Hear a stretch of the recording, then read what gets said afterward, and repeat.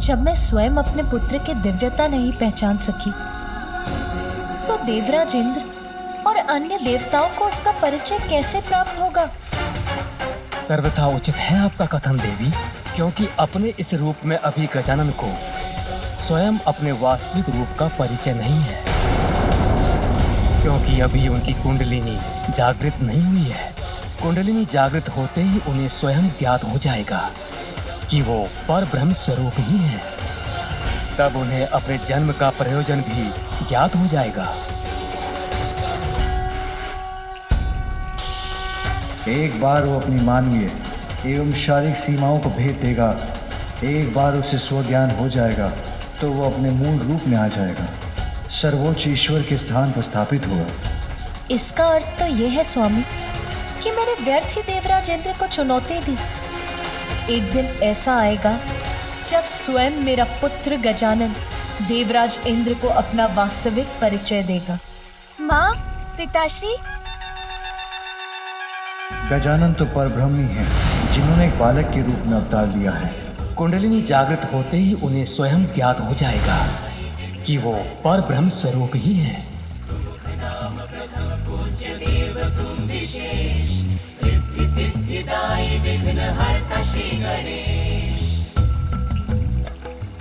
मुझे आप सभी की दृष्टि से ओझल हुए इतना समय हो गया और आप में से किसी ने भी ध्यान नहीं दिया। यदि मुझे कुछ हो जाता तो?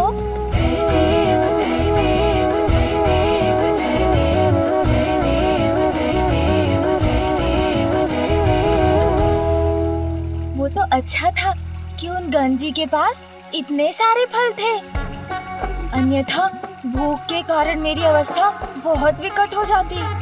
किंतु माँ, मुझे अभी भी बहुत भूख लगी है। चलो पुत्र, भीतर चलो, मैं तुम्हें और दुग्ध देती। नहीं माँ, अब दुग्ध नहीं, अब मुझे भोजन चाहिए, जैसा भैया को प्राप्त होता है वैसा भोजन।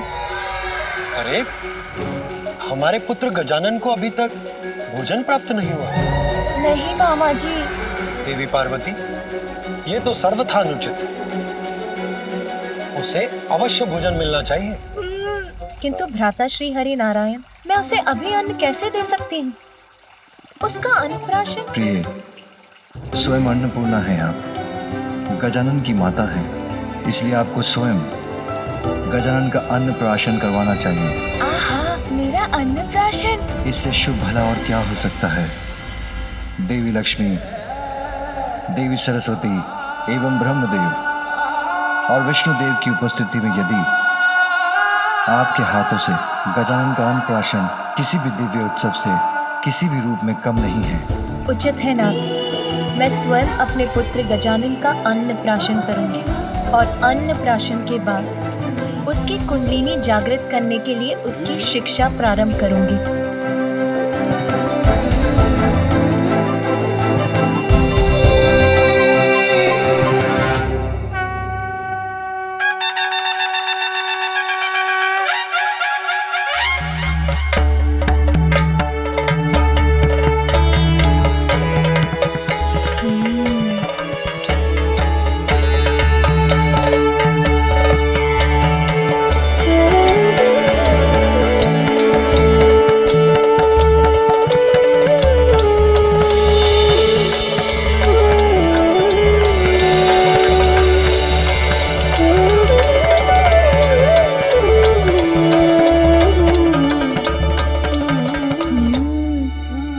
सारे व्यंजन आज तो सब खाऊंगा।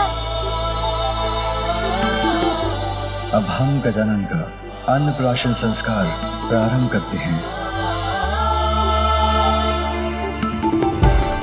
सर्वप्रथम इस परिवार के सबसे बड़े सदस्य, हम सभी के आदरणीय गजानन के नाना महाराज हिमवान इसको भोजन का प्रथम निवाला देंगे।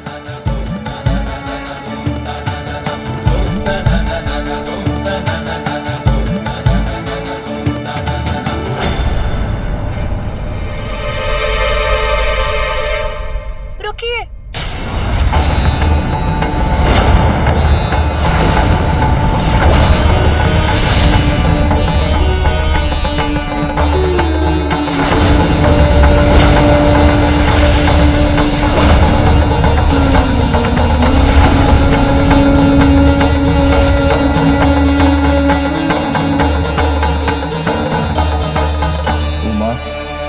क्या हुआ? गजानन का अन्नप्राशन प्रारंभ होने के पूर्व ही तुमने उसे रोक दिया? स्वामी, 56 भोग व्यंजनों से सज्जित है ये थाल, किंतु इसे देखकर पूर्णता का आभास नहीं हो रहा है मुझे। कुछ तो अवश्य अभी भी शेष है। मैं कुछ नहीं बोलूंगी, किंतु शेष है? अब क्या शेष है पुत्री? अब तो बस गजानन का अन्नप्राशन ही शेष है। कुछ शेष नहीं माँ मेरे उदर में, बस मेरे द्वारा इन स्वादिष्ट व्यंजनों का भोग लगाना ही शेष है। विलंब के लिए मैं क्षमा प्रार्थी हूँ, किंतु जो उचित है उसी का होना अनिवार्य है। मेरे पुत्र के अन्नप्राशन का प्रथम आहार ये 56 व्यंजन नहीं, कुछ और हो। कुछ और होगा? क्योंकि जो विशेष है अभी वही शेष है। आप सभी अपना स्थान ग्रहण कीजिए, तनिक प्रतीक्षा कीजिए, मैं अभी वो विशेष व्यंजन लेकर आती हूँ।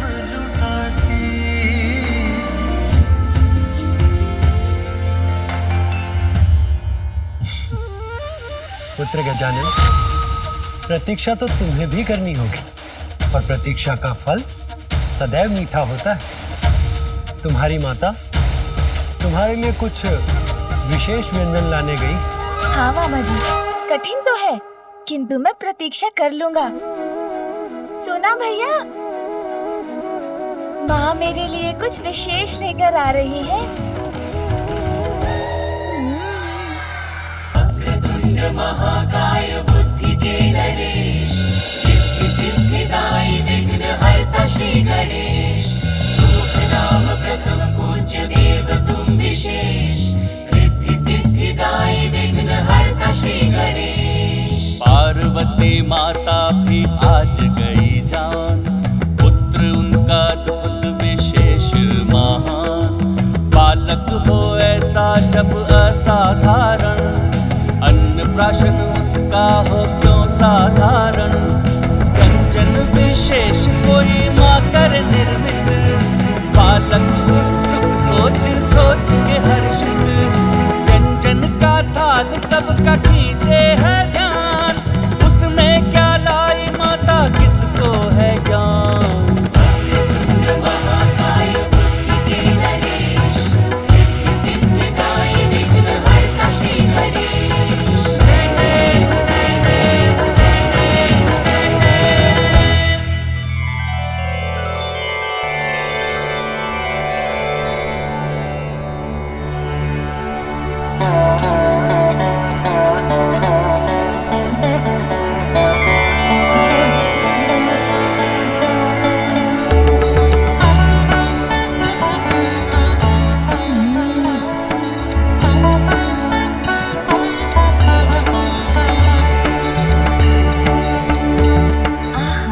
कितना सुंदर है ये, अवश्य बहुत स्वादिष्ट भी होगा।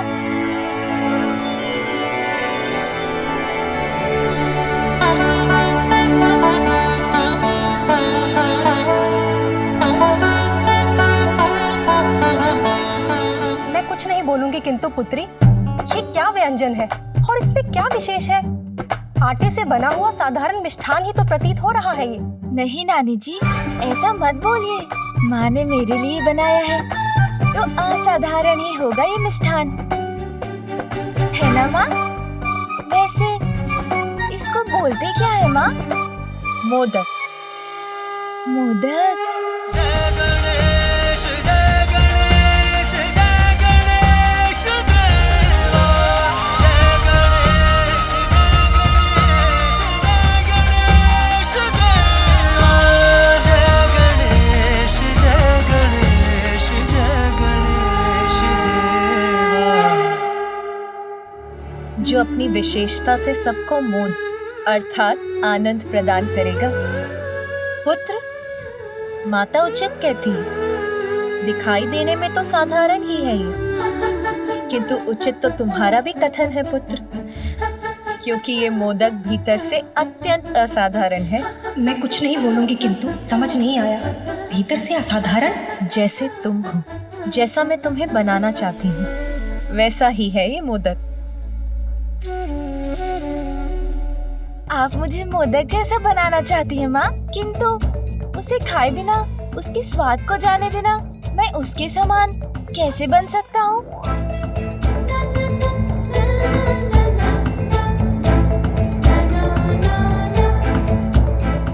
माँ, मैं ये मोदक खा लूँ ना? अवश्य पुत्र। गजानन का अन्नप्राशन मोदक से ही प्रारंभ होगा।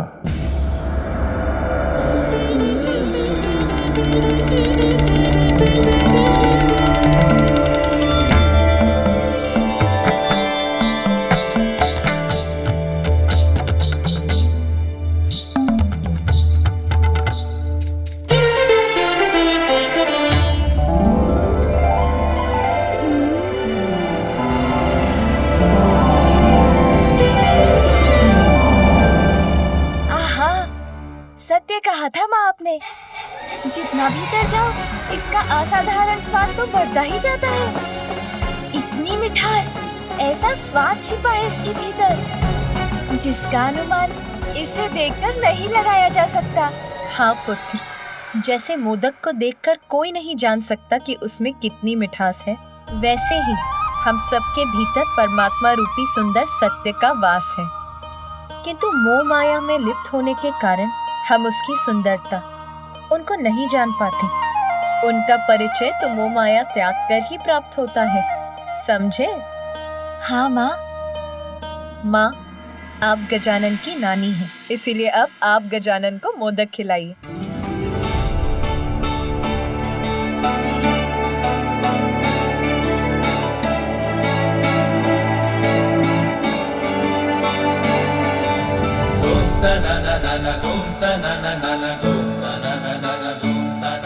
आनंद आ गया माँ, बहुत स्वादिष्ट है मोदक।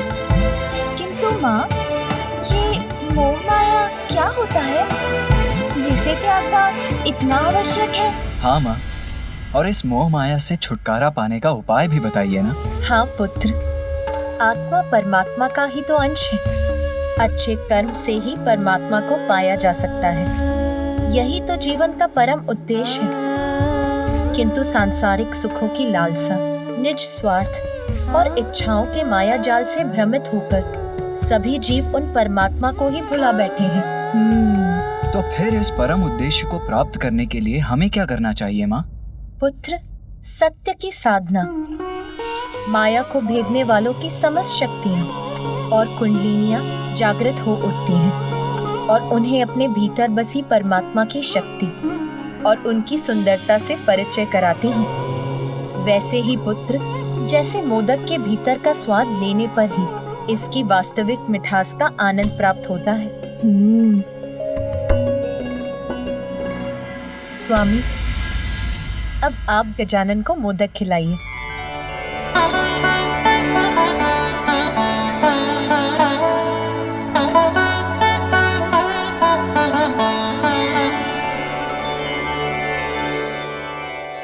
पुत्र, अनेकों मिथ्या आकर्षण है संसार में, जो पल पल पर प्रस्तुत होकर हमें भ्रमित करते हैं। स्वादिष्ट भोजन, मन भावन सुगंध, प्रिय शब्द, सुंदर दृश्य, कोमल स्पर्श अर्थात पांचों इंद्रियाएं इच्छाओं का रूप लेती हैं और इच्छाएं इच्छा विकारों को जन्म देकर हमें भटकाती हैं। उन्हें वश में रखकर ही अंतर की गहराई में छिपी अपनी विशेषताओं को सुंदरतम रूप में प्राप्त किया जा सकता है, अर्थात अपने भीतर बसे परमात्मा का परिचय प्राप्त किया जा सकता है।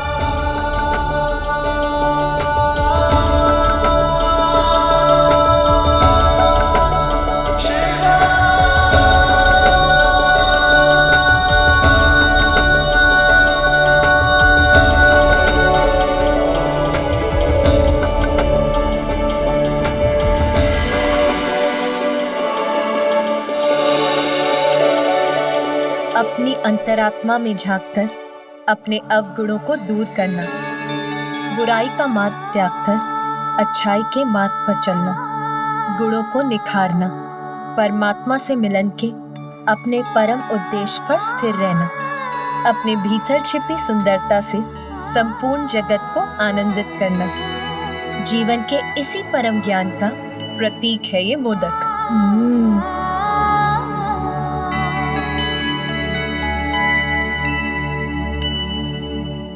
अन्नपूर्णा, अब आप भी तो अपने हाथों से अपने पुत्र को मोदक खिलाएं।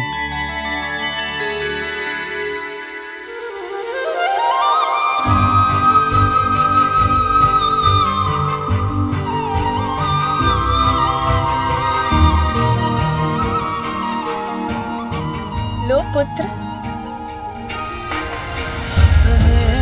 आशीष का मोदक खिलाते प्रथम देवी पार्वती, जीवन के सर्वोच्च ज्ञान के प्रतीक मोदक की आकृति भी कितनी विशेष है ना।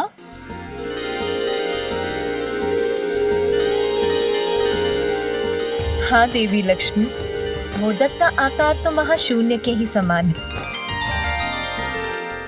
माँ, मुझे कुछ समझ में नहीं आया। ये महाशून्य क्या होता है? महाशून्य तो अनंत है, अपने आप में ही संपूर्ण है। समस्त जगत और सभी जीवों का जीवन उसी से उत्पन्न होता है और उसी में समाता है। अर्थात ये तो प्रणव मंत्र ओमकार का ही प्रतीक है। इसीलिए पुत्र, जो मोदक के वास्तविक अर्थ को जान जाता है, वो संसार के दुख सुख से परे रहता है। सांसारिक माया जाल से भ्रमित न होकर परमात्मा से स्वयं को जोड़कर पूर्णता को प्राप्त करता है ना माँ?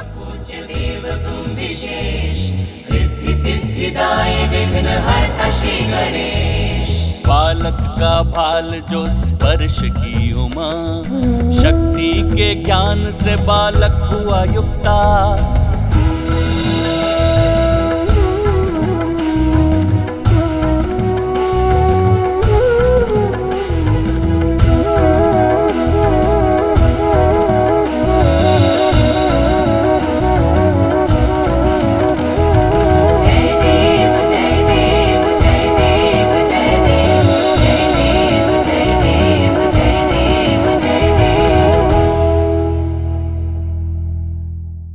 अरे अरे पुत्र, ये लीजिए भैया।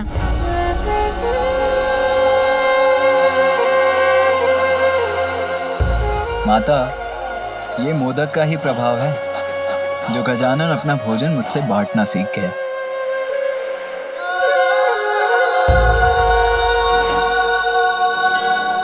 माँ, मैं समझ गया हूँ। कोई कितना भी साधारण क्यों ना दिखाई दे, यदि वो अपने भीतर बसे परमात्मा का परिचय पाकर अपने गुणों को निखार ले, तो वो असाधारण हो जाता है। आपके द्वारा बनाए इस विशेष मोदक से संपूर्ण संसार यही सीख प्राप्त करेगा और आज से मोदक सदैव मुझे अत्यंत प्रिय होगा। पुत्र गजानन, अब तुम्हारा अन्नप्राशन पूर्ण हुआ। अब तुम मन भरकर भोजन कर सकते हो।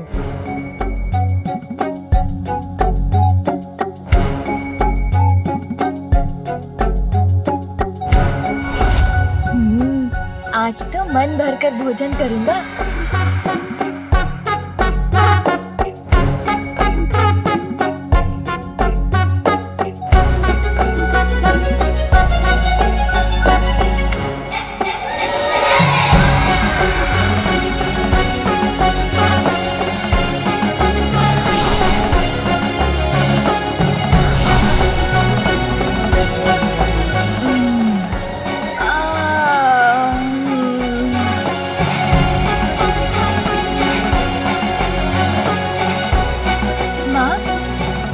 स्वादिष्ट भोजन था, आनंद आ गया और मेरा उदर भी भर गया। आपकी अनुमति हो तो मैं निद्रा करने जाऊं? हाँ पुत्र, अपनी नानी माँ के साथ जाकर थोड़ा विश्राम कर लो।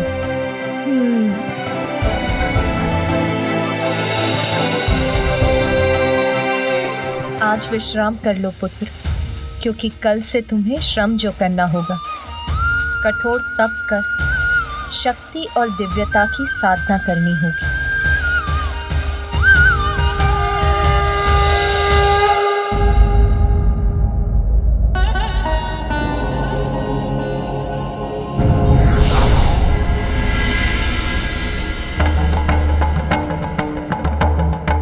देवराज इंद्र, प्रणाम महादेव। क्या है आपकी चिंता का कारण? दक्षिण क्षेत्र में पुनः असुरों का आतंक छाया प्रभु। हम देवताओं के धर्म की रक्षा करने के लिए एक बार पुनः हमें देव सेनापति कार्तिकेय की आवश्यकता है।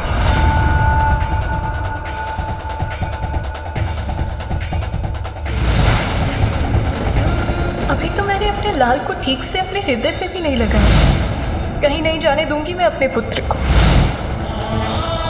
अपने पुत्र को अपने से विलग नहीं होने दूंगी और आपको भी ऐसा नहीं करने दूंगी। कार्तिकेय का यहाँ से जाना देवी पार्वती कदापि स्वीकार नहीं करेंगी।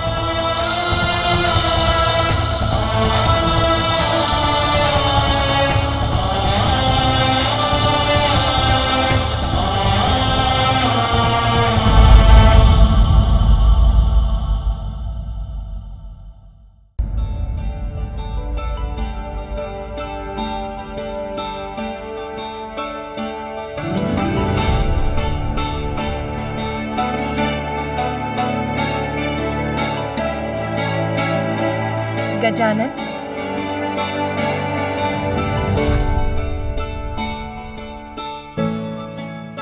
उठो पुत्र गजानन।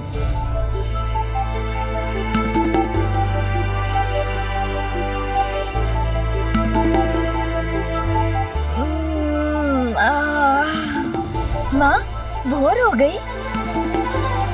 अरे वाह, अब तो मेरा अन्नप्राशन हो गया है। अब तो मैं कुछ भी खा सकता हूँ ना माँ? नहीं पुत्र, साधना करने वाले साधक का ध्यान भोजन, निद्रा और क्रीड़ा पर नहीं है, अपितु मात्र अपनी साधना पर ही केंद्रित रहना चाहिए। साधना? कैसी साधना माँ? पंचाग्नि तप, अर्थात अत्यंत कठोर साधना करनी है तुम्हें, और उसका प्रारंभ आज से ही होगा पुत्र, जिसके लिए तुम्हें इस पूजा के योग्य बनना होगा पुत्र। प्रातःकाल उठकर स्नान कर पूजा स्थल पर पहुंचकर भगवान को भोग लगाकर पूजा प्रारंभ करनी होगी पुत्र। जाओ पुत्र, स्नान करके आओ। उसके बाद मैं तुम्हें भवन से दूर तुम्हारे तप स्थल पर लेकर चलूंगी। हमारे भवन से दूर माँ? हाँ। अच्छा।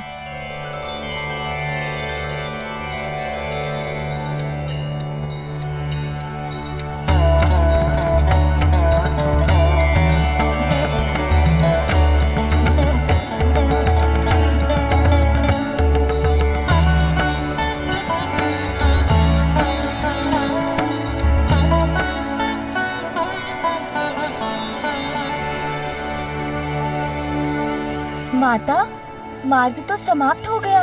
तपोस्थली कहाँ है? पुत्र, वो रही तुम्हारी तपोस्थली।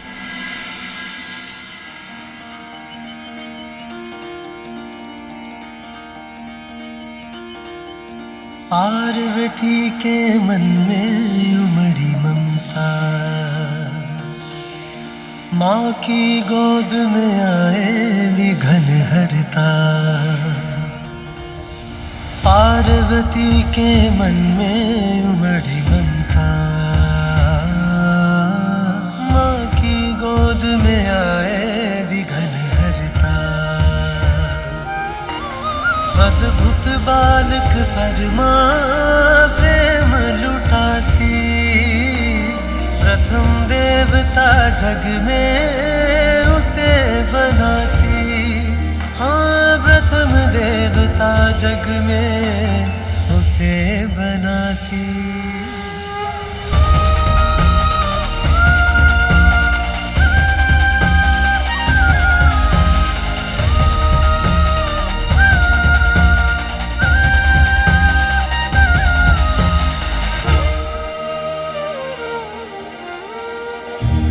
माँ, हम तप के लिए भवन से इतनी दूर इस निर्जन वन में क्यों आए हैं? इसीलिए पुत्र, क्योंकि इस निर्जन और शांत स्थल पर तुम्हारा ध्यान नहीं बटेगा और तुम अपने तप पर स्थिर रहोगे।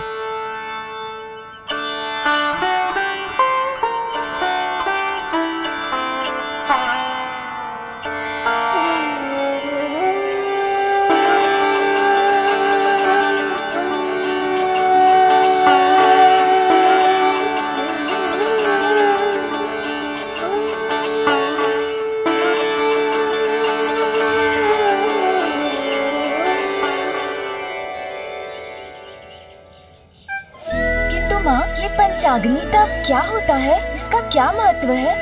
पुत्र, हमारे शरीर में 7 चक्र होते हैं।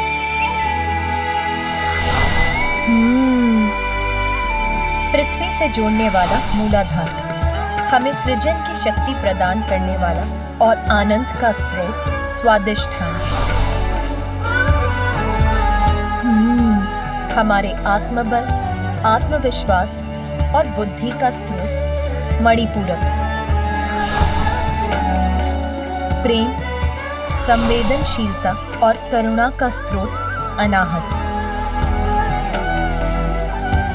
हमारे जीवन में सत्य के स्वर को प्रबल बनाने वाला विशुद्धि, सहज ज्ञान, अंतर्दृष्टि का केंद्र अजना और सहस्त्रार विशुद्ध पावन चेतना का स्रोत। कुंडलिनी वो शक्ति, वो ऊर्जा है जो हमारी रीढ़ के आधार स्थान पर स्थित रहती है। तप और ध्यान के प्रभाव से ये कुंडलिनी शक्ति जागृत होकर सभी चक्रों से होते हुए ऊपर की ओर बढ़ती है और जब वो हमारे शीश, हमारे मस्तक में प्रवेश करती है तो हमें परम ज्ञान की प्राप्ति होती है। अपनी इस शक्ति को जानने के लिए हमें इन सभी चक्रों को शुद्ध करने की आवश्यकता है। पंचाग्नि तप से जागृत अग्नि तुम्हारा शुद्धिकरण करेगी पुत्र। इस दीपक की लौ पर अपना ध्यान केंद्रित कर तुम अपना तप आरंभ करोगे पुत्र।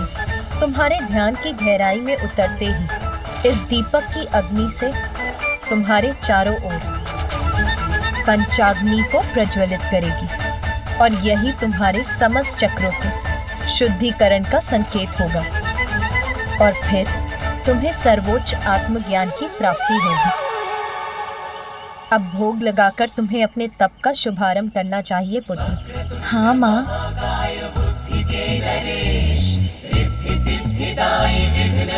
श्री गणेश, सुमुख नाम प्रथम पूज्य देव तुम विशेष, रिद्धि सिद्धिदायी विघ्न हरता श्री गणेश। अब पद्मासन में बैठकर अपना समूचा ध्यान इस दीपक की लौ पर केंद्रित करो।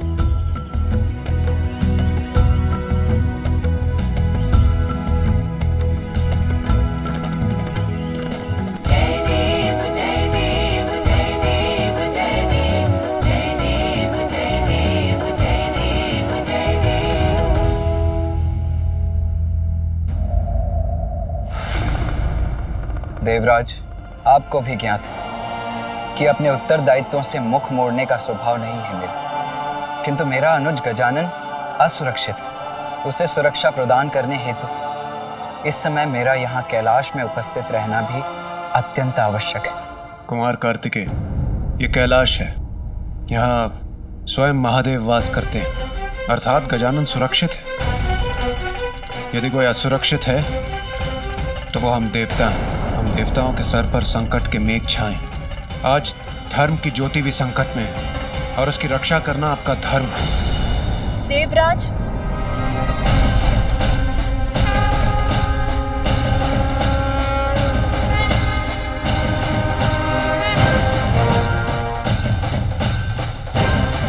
मात्र माता पार्वती और भोलेनाथ का पुत्र होने कारण हम उन्हें वो पद प्रदान करते जिस पद की योग्यता प्रमाणित करने के लिए उन्होंने अब तक कुछ भी नहीं किया। देवत्व प्राप्त करने का एकमात्र कारण योग्यता प्रमाणित करने वाला कर्म होना चाहिए, जन्म नहीं। प्रणाम माता।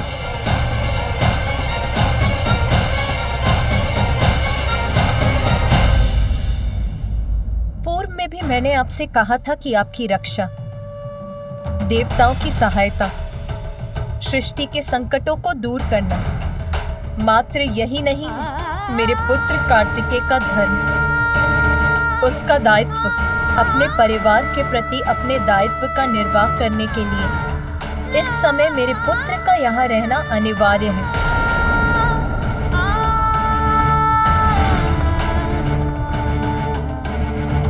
प्रभु, मैं तो केवल निवेदन ही कर सकता हूँ। निर्णय तो आप ही को लेना है। और मैं आपके परिवार में हस्तक्षेप करने की दृष्टता भी नहीं कर सकता। किंतु प्रभु, आज संकट मुख खोलकर खड़ा है। उसे नष्ट करने के लिए देव सेनापति होने के नाते कुमार कार्तिकेय का दक्षिणी छोर पर होना अति आवश्यक है प्रभु। इंद्रदेव, मेरा छोटा पुत्र कार्तिकेय का अनुज गजानन एक अत्यंत कठिन तप का प्रारंभ कर रहा है आज। उसके लिए मुझे अपने पुत्र कार्तिकेय की यहाँ आवश्यकता है। तो तप कर रहा है गजानन, अर्थात माता पार्वती अपने प्राण को भूली नहीं है। यदि गजानन इस तप में शक्तिशाली हो गया तो ज्ञात नहीं वो कितना समर्थ हो जाए। तप के पश्चात तो वो कदाचित मुझे ही देवराज के पद से हटाकर स्वयं मेरा स्थान न ले ले। नहीं, मैं ये कदाचित नहीं होने दूंगा। प्रिय, तब से तुम गजानन को सबल समर्थ क्यों बना रही हो? इसीलिए ना कि वो आत्मनिर्भर हो सके, सब जगत का कल्याण कर सके, लोक कल्याण का हेतु बन सके। तनिक विचार करो उमा, तुम्हारा पुत्र कार्तिकेय तो तुम्हारी शक्ति पाकर पूर्व से ही सर्व समर्थ है। वो अपनी रक्षा करने के साथ साथ वो सज्जनों की रक्षा करने में भी सक्षम है, और वही उसका धर्म है ना? पुत्र, तुम ही कहो, तुम्हारा कर्तव्य कहाँ है, यहाँ या दक्षिण में?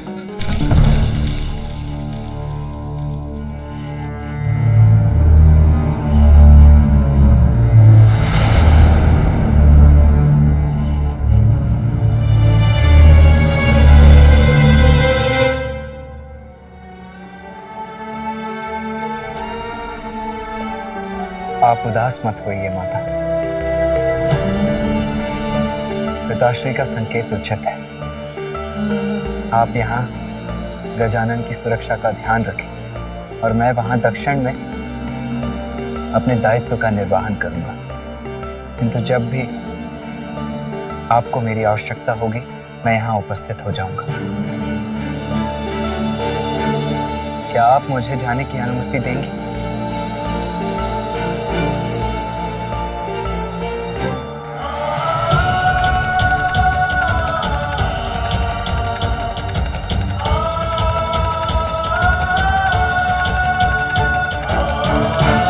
माता, क्या आप गजानन को मेरे प्रस्थान की सूचना दे देंगे?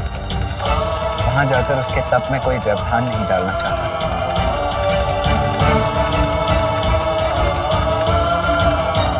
जाओ पुत्र।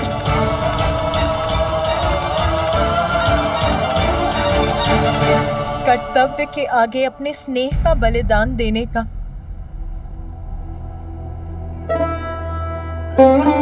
अपने हृदय को कठोर बनाकर तुम्हें विदा करने का अभ्यास हो गया है मुझे।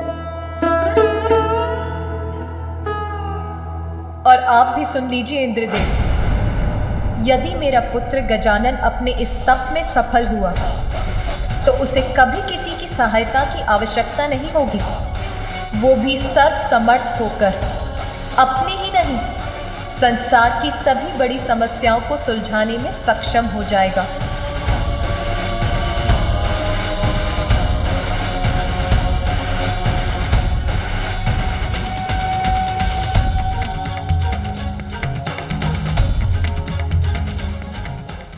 मंगलकर्ता स्वामी श्री मंगलमूर्ति, जन जन पूजे होती कामना पूर्ति। चिंतन सुखदायक देव गणराया, वांछित फल पाया जो चरणों में आया। जय देव जय देव।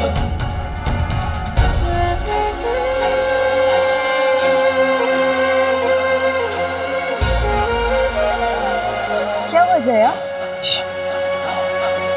इतने ऊंचे स्वर में वार्तालाप करने की कोई आवश्यकता नहीं है जया। मैं अभी कैलाश में थी तो सुना कि कुमार कार्तिकेय दक्षिण की ओर जा रहे हैं। भैया जा रहे हैं मौसी, किंतु क्यों? अभी तो मैंने उनके साथ क्रीड़ा का आनंद भी नहीं लिया। अरे तुम इतने दुखी मत हो पुत्र गजानन। देखो ना, कुमार कार्तिकेय यहाँ नहीं रहेंगे तो माता अपना संपूर्ण स्नेह तुम्ही पर तो निछावर करेंगी। फिर वो जितना भी स्वादिष्ट भोजन पकाएंगी वो सभी अकेले तुम्ही को तो प्राप्त होगा। तुम्हें तो आनंद आ जाएगा ना। भोजन? अरे गजानन, तुम खड़े क्यों हो गए? मैं रसोई गृह जा रहा हूँ, अभी लौट आऊंगा। अरे रुको गजानन, गजानन।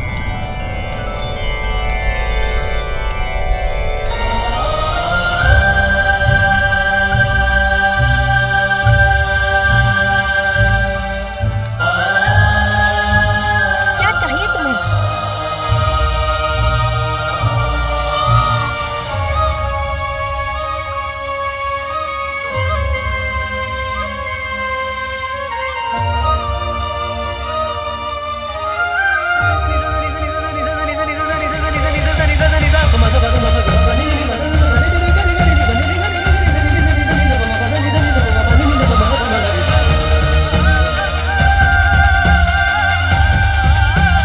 मैं कुछ नहीं बोलूंगी, किंतु साधना के मध्य में भूख को मिटाने के लिए अपने भोजन की व्यवस्था करने आया था।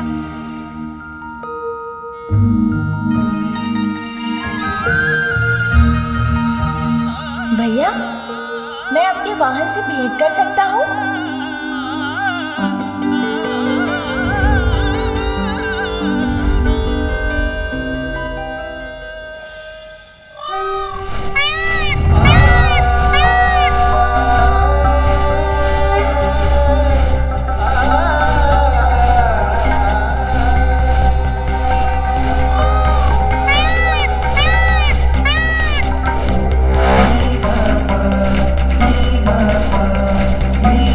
भैया, रुकिए भैया।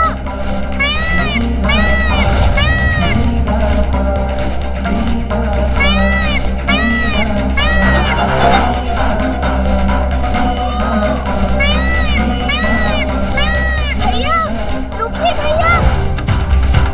रुकिए भैया।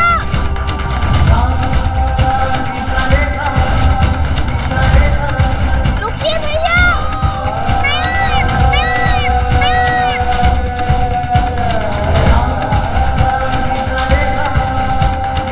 रुकिए भैया। भैया, इधर देखिए ना। रुकिए भैया।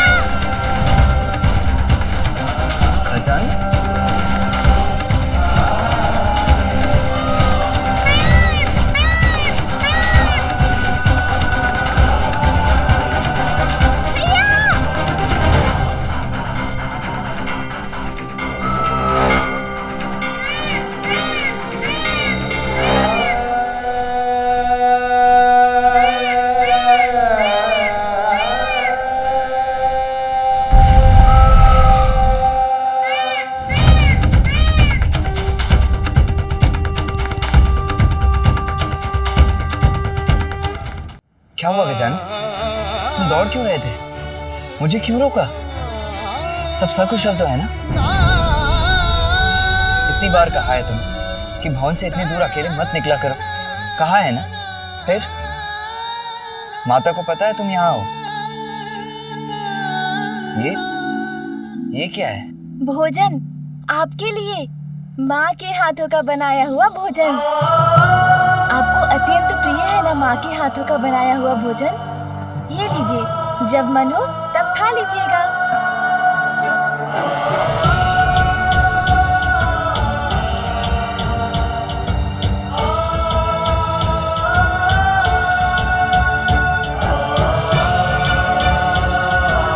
अपना ध्यान रखना गजानन, और माता का भी ध्यान रखना। अपने तप पर ध्यान देना, और हाँ, गणों को तनिक भी कष्ट मत देना। जी भैया। और माँ को बताए बिना भवन से इतनी दूर कभी मत आना। जी भैया। अब मुझे जाना होगा गजानन, और विलंब उचित नहीं है। लाओ ये भोजन दे दो मुझे। दो। अपना ध्यान रखना अनुज। जी भैया।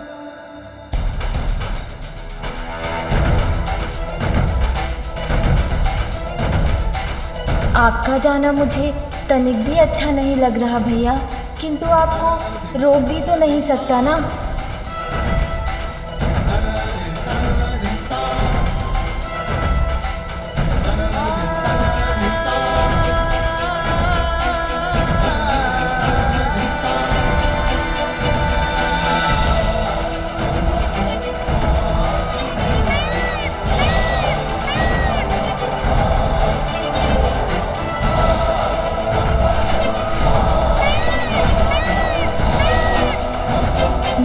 भैया का जाना अभी से नहीं सहा जा रहा है।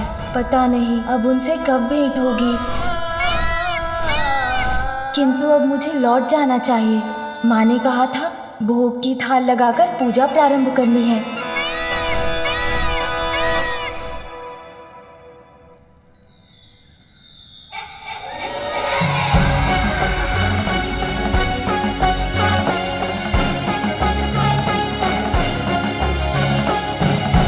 अरे वाह, कितनी सुंदर तितली है।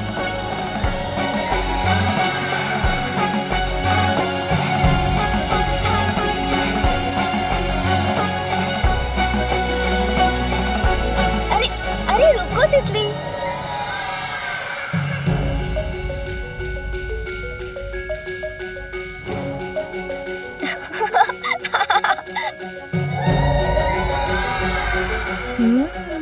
विश्राम कर रही हो तुम? अवश्य पकड़ लूंगा इस बार तुम्हें।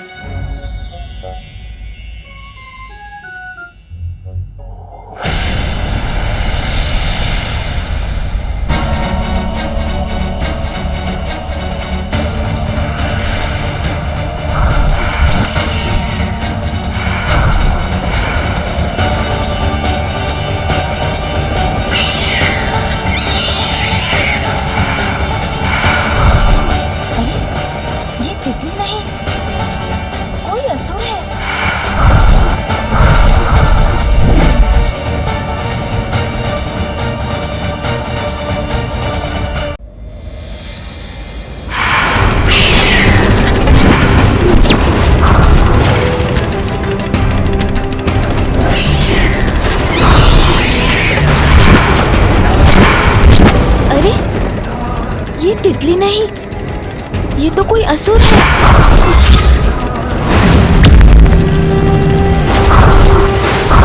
पिताश्री ने सत्य कहा था, इंद्रियां भ्रमित कर हमें संकट में डाल देती हैं। इसीलिए तो सुंदर तितली को देखकर उसके रूप में आए इस असुर को नहीं पहचान सका मैं।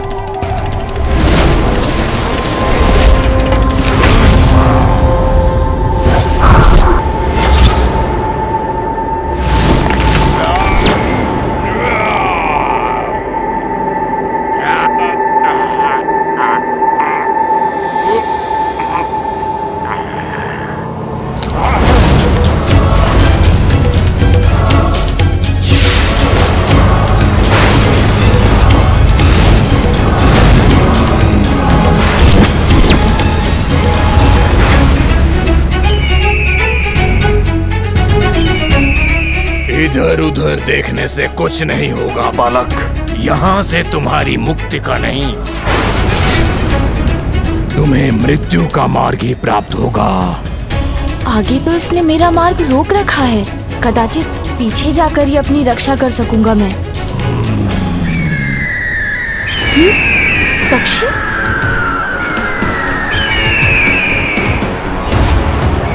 अब इस दिशा से आने वाला ये भयंकर पक्षी भी कोई असुर तो नहीं? फिर तो दोनों ओर से घिर जाऊंगा मैं।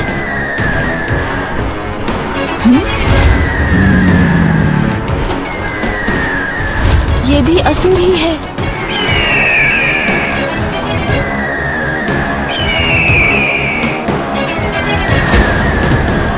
ये दोनों तो मेरे ऊपर झपटने के लिए तैयार हैं।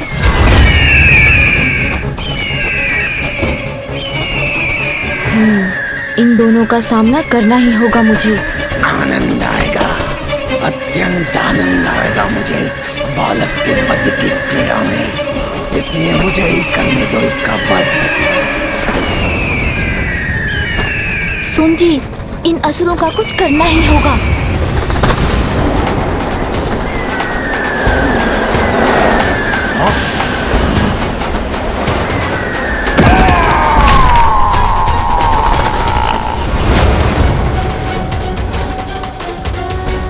ये कोई साधारण बालक नहीं, मुझे सावधान रहना होगा।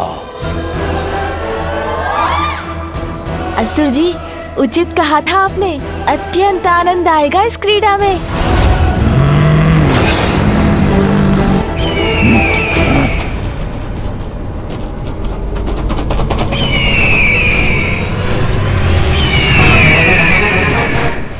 प्रतीत होता है अभी तुम्हारा मन नहीं भरा है असुर।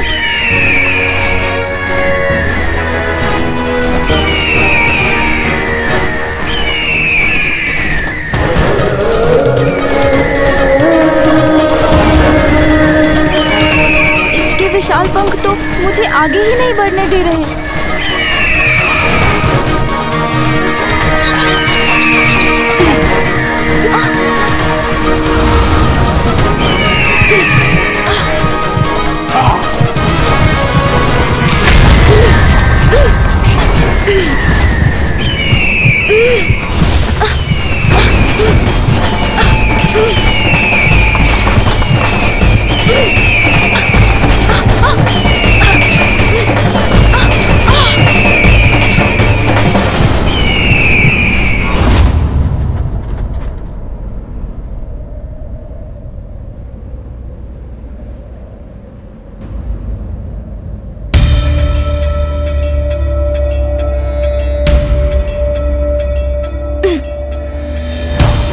ऊपर कैसे जाऊं मैं?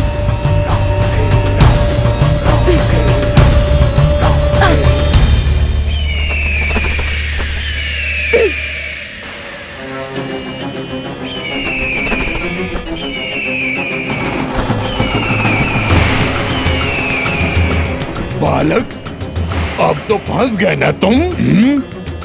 लेकिन तुम चिंता मत करो, तुम्हारी मृत्यु शीघ्र ही होगी। हम चट्टान खिसकाकर इस स्थान को ढक देते हैं, फिर देखते हैं कौन ढूंढ पाएगा इसे। मुझे यहाँ से बाहर निकलने का कोई उपाय ढूंढना ही होगा।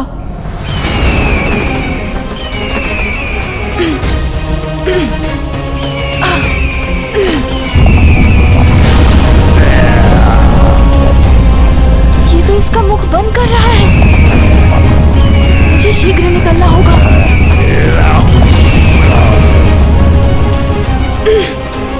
यहाँ तो पकड़ ही नहीं बन पा रही है। ये दोनों दुष्ट तो चट्टान से ढकने में सफल हो रहे हैं। इस संकट को कैसे दूर करूं मैं?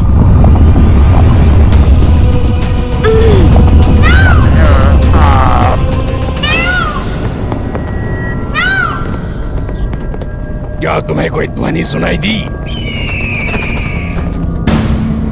कदाचित कोई ध्वनि नहीं, मेरे मन का भ्रम ही था। मेरा प्रयत्न व्यर्थ हो रहा है। अब क्या करूं मैं?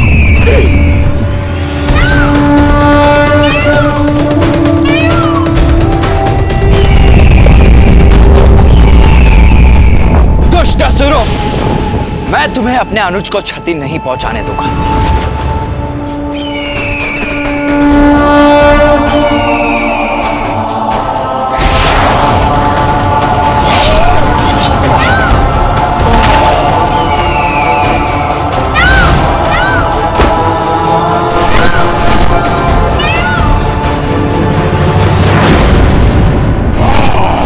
अनुज गजानन पर घात लगाने का दुस्साहस कैसे किया तुमने?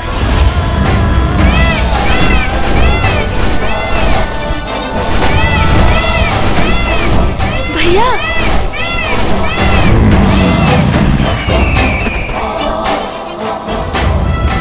भैया आप आ गए। भ्राता गजानन, तुम कुशल तो हो ना? हाँ भैया, आप आ गए तो मैं कुशल कैसे नहीं होऊंगा जब आप मेरे साथ हैं। बताओ मुझे दुष्टों, कौन हो तुम? किसने भेजा है तुम्हें यहाँ? शब्दों से नहीं, अपने वार से परिचय देते हैं हम। अर्थात अपने विनाश से भेंट करने का निश्चय ले ही लिया है तुम दोनों ने। उचित है फिर, तो मैं भी अपनी शक्ति का परिचय दूंगा तुम्हें।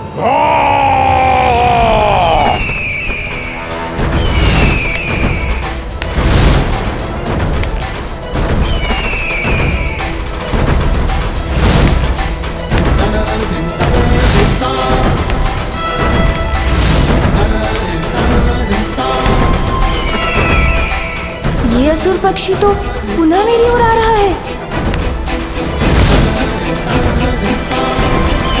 इस असुर से तो मैं निपटता हूँ।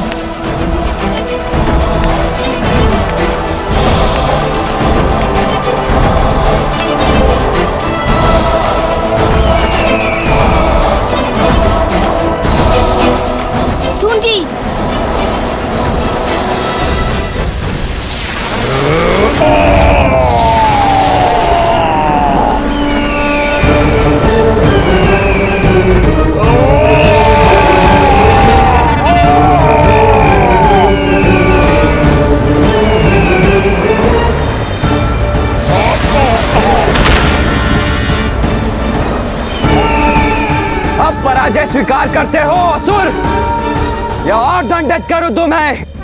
आश्चर्य, मेरी श्वास में ही इतनी शक्ति है कि इतना भयंकर ये असुर उसका सामना ही नहीं कर पा रहा है। सखी पार्वती, मैंने संपूर्ण भवन छान लिया किंतु गजानन मुझे कहीं नहीं मिला। विजया, गजानन का ध्यान रखने के लिए तो तुम्हें छोड़ा था मैंने, फिर वो कहाँ चला गया? मुझे क्षमा कर दो सखी पार्वती। हम दोनों बात कर रही थी कि कुमार कार्तिकेय प्रस्थान करने वाले हैं। कदाचित ही वो वार्तालाप सुनकर गजानन उनके पीछे पीछे चला गया। कार्तिकेय के पीछे चला गया? तब तो मुझे स्वामी को सूचित करना होगा। यदि वो भटक कर वन में पहुंच गया तो उस पर किसी बड़े संकट की छाया भी पड़ सकती है।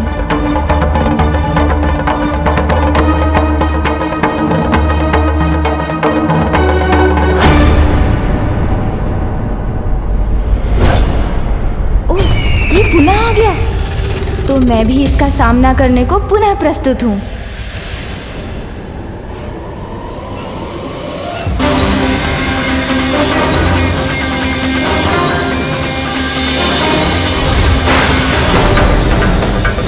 दंडित तो अब मैं करूंगा तुम्हें।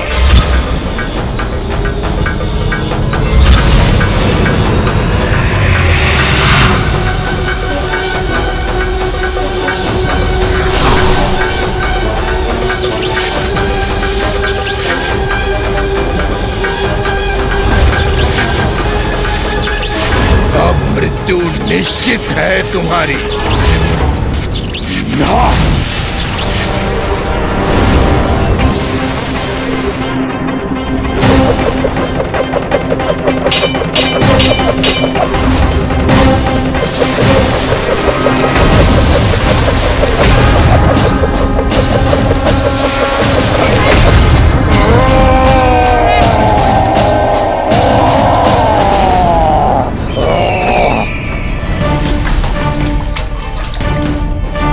ये कहाँ घुमा रहा है? बस, बहुत हुआ। बहुत नहीं हुआ, अब होगा।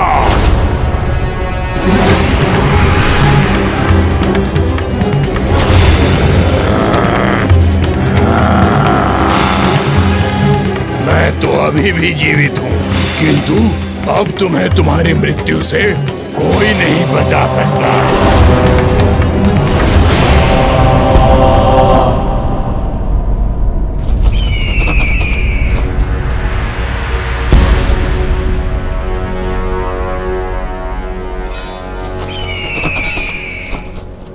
जो तुम कर सकते थे वो सब कुछ कर चुके हो ना तुम, तो अब क्या करोगे? क्या करूंगा मैं? तुम्हें यहाँ से उठा कर ही ले जाऊंगा दुष्ट बालक। बालक, प्रतीत होता है आज मेरे ही उदर में समाओगे तुम। अच्छा, तो तुम मुझे ऊपर ले जाना चाहते हो?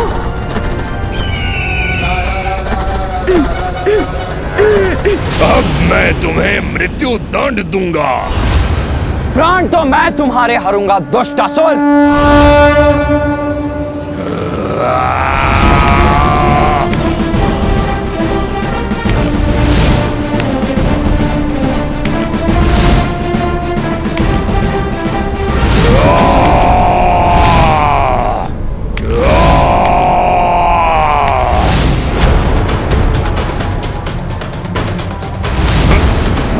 मेरे शरीर पर क्यों चढ़ रहे हो तुम?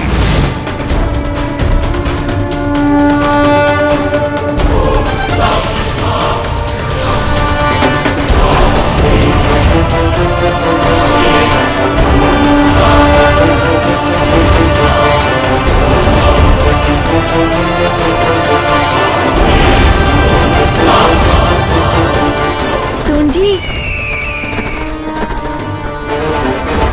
अब रुकने का समय मेरा नहीं तुम्हारा है। तुम्हारी ये क्रीड़ा अब यहीं समाप्त होगी।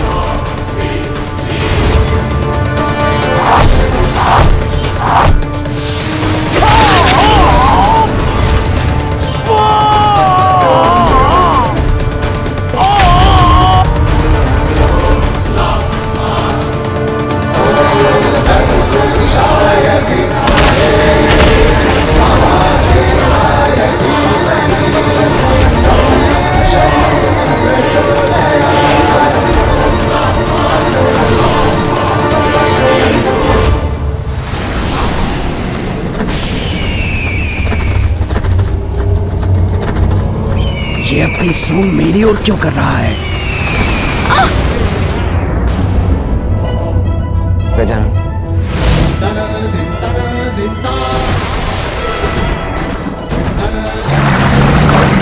गजानन!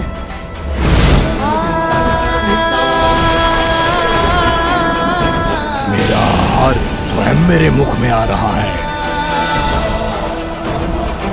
अरे, एक असुर से मुक्ति प्राप्त की तो अब ये नवीन संकट मुख खोले मेरी प्रतीक्षा कर रहा है।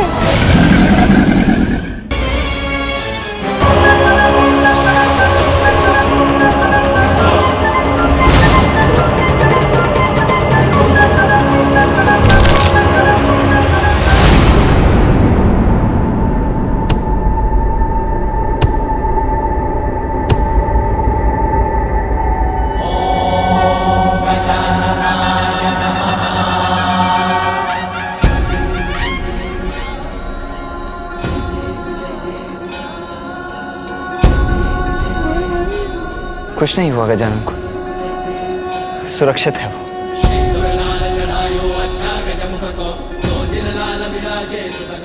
तुम्हारे इस पर गिरने मात्र से इस विकराल मगरमच्छ का अंत हो गया। आश्चर्य।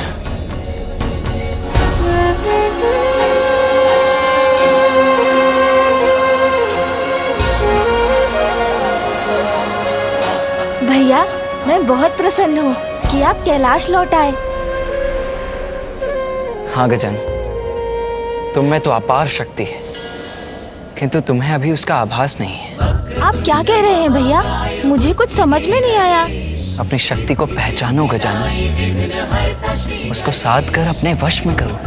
अच्छा भैया, किंतु ये कैसे करूं? पूर्ण निष्ठा से वो साधना करो गजानन, जिसके लिए माता ने तुम्हें प्रेरित किया है। तुम्हें अपनी शक्ति को पहचानने में अवश्य सफलता प्राप्त होगी। गजानन! कार्तिकेय!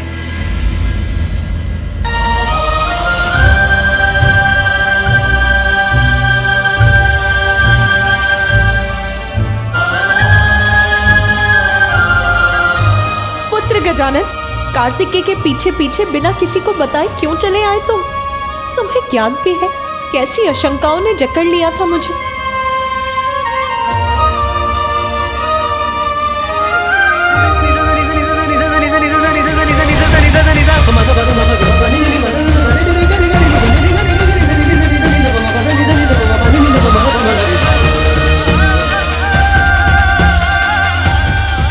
तो मेरी आशंका उचित ही थी। पुनः उन असुरों ने प्रयत्न किया मेरे पुत्र को आहत करने का।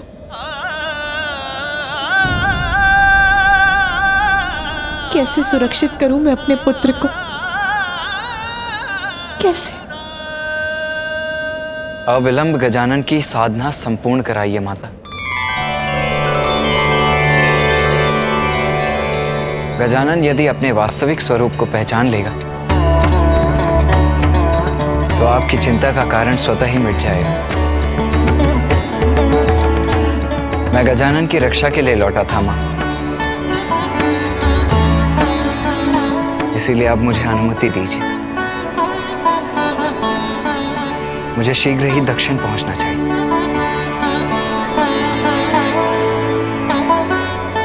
नहीं भैया, आप नहीं जा सकते।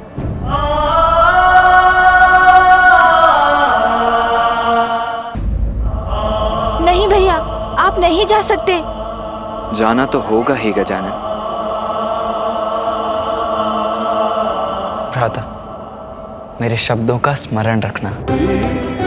अपनी शक्तियों को पहचानने के लिए, उन्हें अपने वश में करने के लिए अपनी साधना अवश्य पूर्ण करना।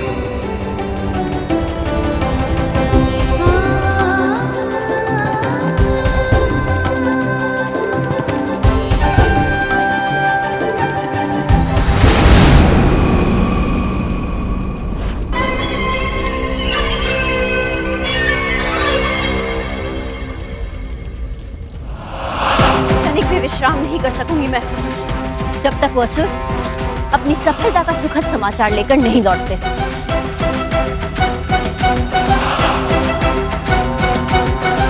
आ रहे है वो। प्रतीत होता है शुभ सूचना लेकर आ रहे हैं वो।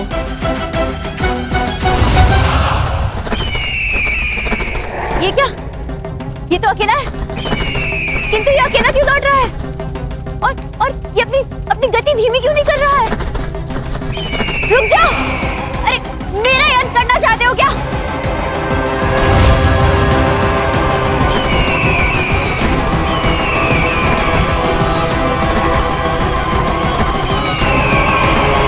असुर सम्राट, रक्षा कीजिए मेरी!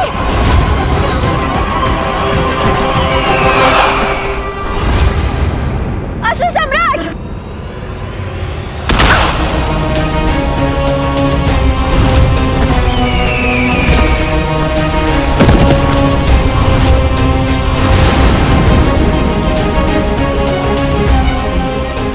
दुष्ट! यदि मेरे ऊपर गिर जाते तो अनिष्ट हो जाता। असुर सम्राट, ये देखिए। प्रणाम असुर सम्राट। अशुभ समाचार लाया हूँ। देखिए असुर सम्राट सिंदूरा, महादेव के दोनों पुत्र कार्तिकेय और गजानन ने मिलकर मेरी ऐसी दुर्दशा कर दी और उन्होंने दोनों असुरों का वध भी कर दिया।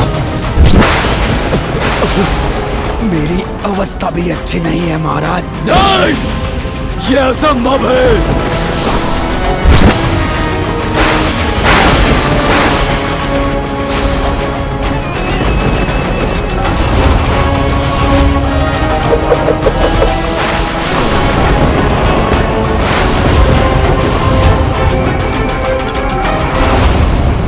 असुर सम्राट सिंदूरा, अब केवल एक ही उपाय है हम असुरों के पास।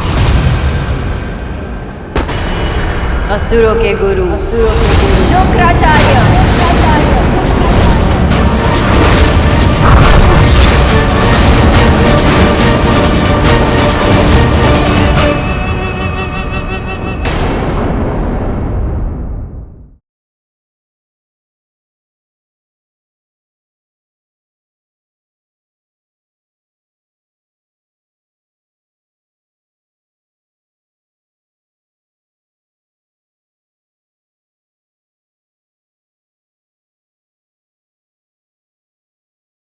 ये सहायता करेंगे ये बुढ़ा जिसके पास मात्र एक ही नेत्र की दृष्टि है। इस तब से अतुलित शक्ति का स्वामी बनने का प्रयास कर रहा है। हम देवताओं की भलाई इसी में है कि हम सतर्क रहें। पुनः आप सभी देवताओं का अपमान करेगा, मुझसे मेरा सिंहासन अवश्य छीन जाएगा। ये साधना तो बहुत कठिन है, मैं नहीं कर सकूंगा ये।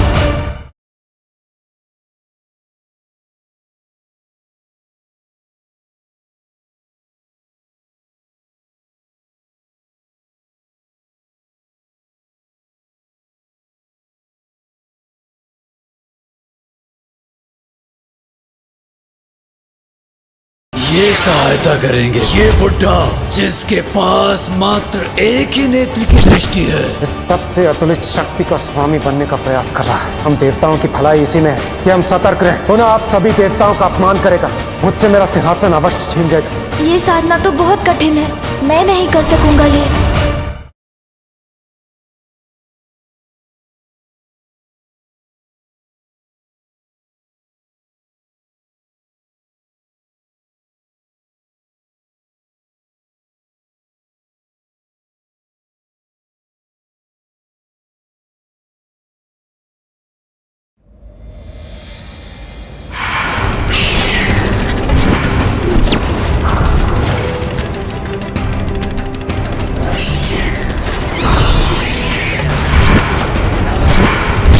अरे ये तितली नहीं, ये तो कोई असुर है।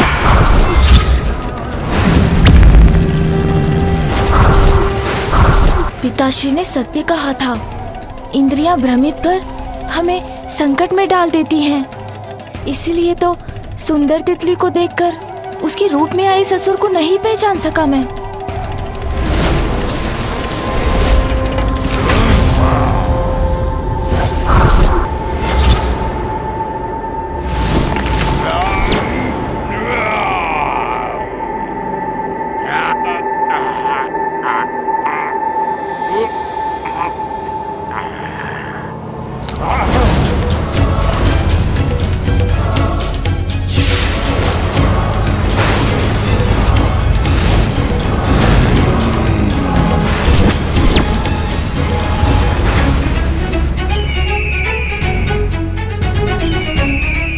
इधर उधर देखने से कुछ नहीं होगा बालक।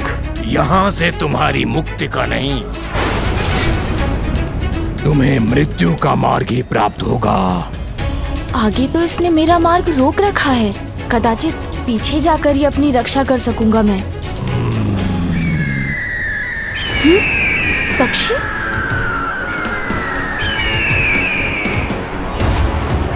अब इस दिशा से आने वाला ये भयंकर पक्षी भी कोई असुर तो नहीं? फिर तो दोनों ओर से घिर जाऊंगा मैं।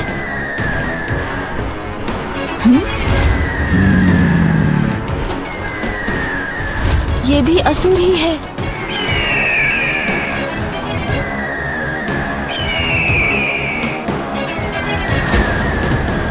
ये दोनों तो मेरे ऊपर झपटने के लिए तैयार हैं।